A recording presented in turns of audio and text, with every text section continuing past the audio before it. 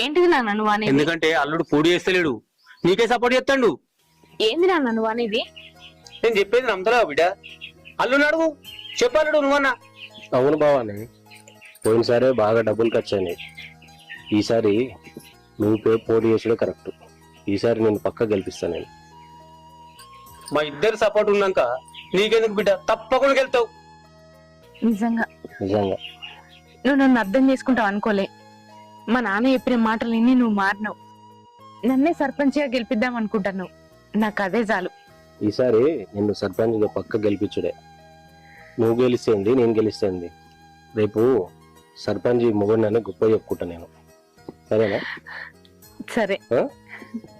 అవును, నువ్వు నిజంగా మారినవా లేకపోతే ఏదో 4 మాటలు చెప్తే సంతోషపడుతుందని ఇట్లా చెప్తానవా?